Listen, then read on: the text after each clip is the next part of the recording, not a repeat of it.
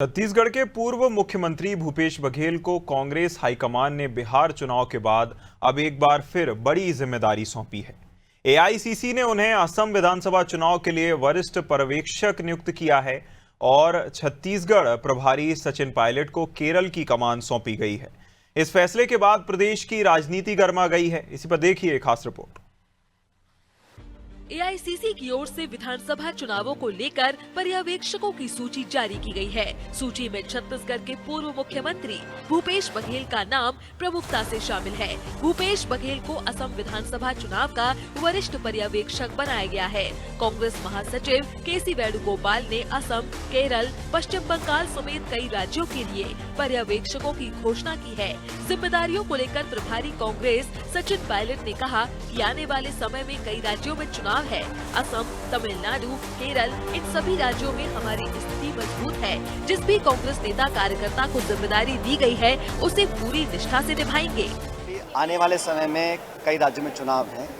तमिलनाडु, पुडुचेरी, असम, केरला, इन सभी राज्यों में हमारी स्थिति मजबूत है और जिस भी कांग्रेस के नेता कार्यकर्ता को जो जिम्मेदारी दी गई है उसे पूरी निष्ठा से निभाएंगे।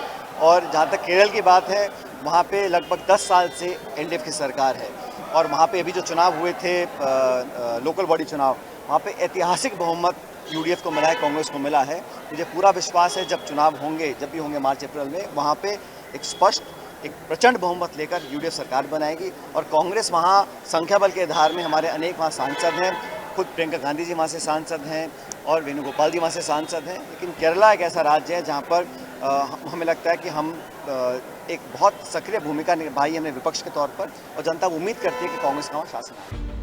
कांग्रेस के इस फैसले पर भाजपा ने तीखा हमला बोला है। मंत्री रामविचार नेताम ने भूपेश बघेल पर निशाना साधते हुए कहा कि जहां जहां पैर पड़े संतन के तहां तहां बंटा धार, यानी जहां भी पांव पड़ते हैं वहां सफाया हो जाता है और असम में भी वही हाल होगा। हाँ, ये संतन के ऐसे है कि जहाँ जहाँ पांव पड़ते हैं वहाँ सफाई होता है। वो सफाई फिर होना ही है सुनिश्चित। वहीं बीजेपी के आरोपों पर कांग्रेस ने भी जोरदार पलटवार किया है। कांग्रेस प्रवक्ता धनंजय सिंह ने मंत्री रामविचार नेताम से जवाब मांगा है। उन्होंने कहा कि लगातार भूपेश बघेल को बड़ी जिम्मेदारियां मिल रही हैं और वे उसका निर्वहन कर रहे हैं। रामविचार नेताम को बताना चाहिए कि उनके नेताओं को जिम्मेदारी क्यों नहीं मिल रही। विष्णुदेव साय को कहीं का पर्यवेक्षक क्यों नहीं बनाया गया। जहाँ जहाँ मोदी की गारंटी दी गई वहाँ हालात बद से बदतर हो गए। जनता परेशान है, भ्रष्टाचार बढ़ रहा है। रामविचार नेताम जिस विभाग के मंत्री है वह भ्रष्टाचार का गढ़ बन चुका है। कांग्रेस के राष्ट्रीय महासचिव पूर्व मुख्यमंत्री भूपेश बघेल जी को राष्ट्रीय कांग्रेस के द्वारा लगातार कोई न कोई नई जिम्मेदारी दी जा रही है, पर रामविचार नेताम जी को बताना चाहिए उनकी पार्टी उन पर क्यों भरोसा नहीं करती है।